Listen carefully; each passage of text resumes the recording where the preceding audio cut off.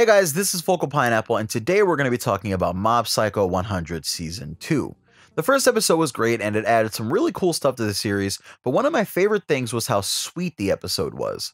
A lot of fans of the series expected some crazy battle animation to fill the episode, but it's really cool to remember how much love and heart is behind the story of Mob Psycho 100.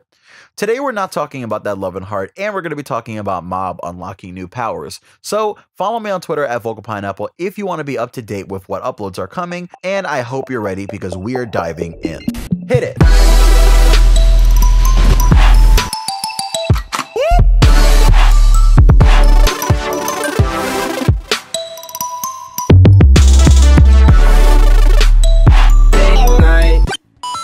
In Mob Psycho 100, our story follows Mob, a young boy that has Esper powers. This means that he can do all sorts of things like telekinesis, exorcising ghosts and evil spirits, and more. Mob is the main character, so obviously he's one of the most powerful characters in the universe, but Mob is also severely handicapped.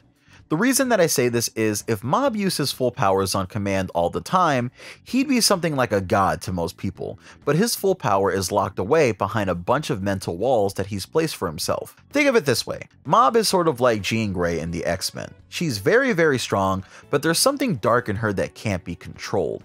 Something wildly powerful that not even Jean Grey understands. To stop this from coming out, Professor Xavier puts up multiple mental blocks. These are just psychic barriers that he places in Jean's mind to make it so that her power can't ever fully come out. Think of Mob like this, but instead of mental blocks that were placed there on him by his master, these are emotional blocks placed there by Mob himself. We actually learn early on that Mob has sort of developed a complex about using his powers. It's not just that he doesn't rely on them. It seems like he goes out of his way to not rely on them unless they're absolutely needed, and he has really strict guidelines that he follows. It's gotten to the point where Mob's life has been in danger and where it's either do or die, but Mob is resolved. He'd rather die than break his code, and this has made it so that Mob has been dampening his emotions and feelings.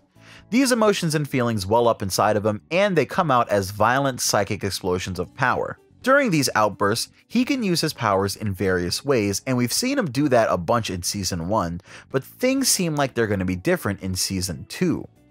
Even in the opening, we've seen Mob lose control, but we've also seen him using that destructive 100% power while defending his fellow friends. There's a change coming this season, and it all starts with episode 1 of Season 2. I did a video explaining the relationship between Emmy and Mob, and I hope you watched that video before watching this one, because we're going to be referencing that video quite a bit. So in my last Mob Psycho video, I detailed the relationship between Mob and Emmy, and how it's a fairly complicated one. Emmy asks Mob out because of a dare, and Mob denies her, but he doesn't want her feelings to be too hurt, so he walks her home every day anyway.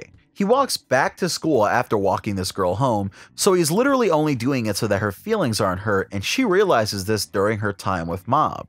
The two get somewhat close, but she ends up realizing that Mob either doesn't know what to do with his feelings, or Mob doesn't have feelings at all.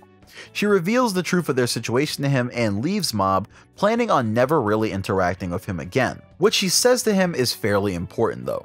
She brings up how Mob seems to only do things because of others. He only ran for student body president because he was told to by someone else, and because he thought it would impress somebody else. He only works at Reagan's place because Reagan is someone important to him and he doesn't want to let Reagan down, and he only shows up to help Reagan last minute when he gets called, because if he didn't, Reagan would be disappointed at him. He almost joins the occult club completely for their sake, even though he didn't really love the idea of being in the club, and Mob probably would have joined the psychic research team if they would have found him instead of Ritsu. And that's Mob's problem. He never questions what it is that he wants, and it seems like he doesn't actually know. He does things for others and he does things because of others, but is there anything that Mob actually wants for himself? Of course there's Tsubomi, and Mob is taking steps to gain her affection by training his body at the Body Improvement Club, but is that it? I mean, people are complicated, and nothing is more complicated than our emotions. Our wants and our needs are a huge part of who we are, and a huge part of why we even do anything. We need motivation to act, but Mob's motivation is pleasing others.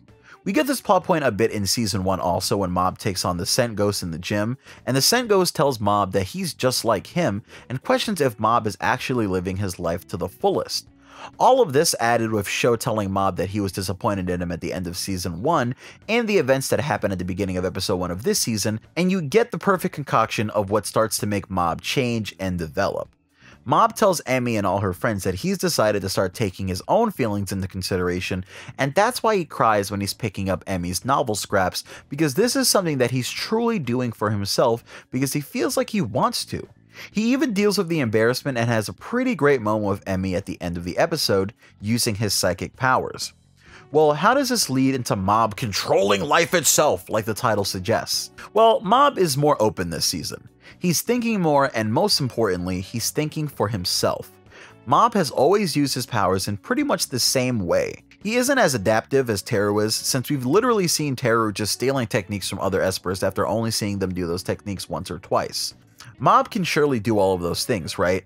But he's so powerful that he only ever needs to do the same things over and over again to defeat the usual evil spirits. He's sort of like young Gaara. His Esper abilities are his defense, and he only ever needs to use them in a certain way to defeat enemy Espers and spirits. During his fight with the Wriggle Wriggle spirit on the farm in the beginning of episode 1, Mob is expecting another quick one and done battle, but he actually realizes that this spirit is doing something weird. Instead of just using telekinesis to move the vines and use them to attack, the evil spirit is straight up just possessing the vines and living plant life on the farm. Mob gets captured by the enemy and he thinks to himself, what would happen if I possessed the plant life here too? Could I actually just control life like that, and is that something that I should even do? This opens up a big question for Mob this season, and it's one that we're going to revisit in another video soon. Is there anything that Mob can't do with his psychic powers? It's a big dilemma because on one hand, Mob is supposed to be like everyone else. Psychic powers don't make you better than anyone, but using psychic powers allows you to do crazy things like having control over life itself. If Mob can do the same things that evil spirits can do and he's a human, and why are evil spirits intrinsically evil? Is it evil for Mob to control life in the same way that the evil spirit is doing it? That's a question for you guys in the comment section below, so make sure you let me know what you think. So what does Mob do in this situation? Mob decides that it's okay for him to control the vines, and he uses his powers to possess the land on the farm, and he destroys the spirit guarding the area. Basically, it's like Mob sent a powerful command signal through the earth and plant life, and the plants were forced to listen to his commands. This means that Mob can control all sorts of plant life now, and by the end of the episode, we see that he can even make freshly planted vegetables grow instantly. The main theme of this show is psychic powers not being a shortcut though, and in classic Mob Psycho fashion, the tomatoes that he grows with his psychic powers end up tasting terrible, proving that patients will always be rewarded more than just those who use their psychic powers to get around everything. So what do you think about Mob's new abilities, and where do you think this new state of mind is going to lead him? I think it's cool for Mob to be using his powers in ways that he hasn't used them before, and honestly, he is going to need to pick up some new moves and techniques for some of the battles that are coming his way this season. It's sure to be interesting to see him controlling all sorts of plants and bugs, but it also gives us and Mob a question to ponder. If controlling plant life is so easy that a weaker evil spirit can do it, and Mob is insanely more powerful than those spirits, could Mob, a human, possess a living person, much like an evil spirit like Dimple would? And if so, is there any other Esper out there capable of doing something so horrible, and is it horrible? The biggest question Mob asks himself because of this is, if I do something I'm not supposed to, if I make a mistake or worse turn evil, who will be there to stop me? I think this makes him super similar to Saitama in a few ways, and I might do a video talking about that, so come back soon. If you enjoyed this video in general, you can obviously hit that subscribe button, and if you're a big fan of me or my voice or anything here, then you're welcome to hit that bell icon to join my League of Notifications, a group of scarred individuals who get to see all of my videos first, and it's completely free. I love you guys. I'm gonna go work on my Promised Neverland videos and another hot My Hero Academia theory, so I'll see you guys later. This is Pineapple. Peace.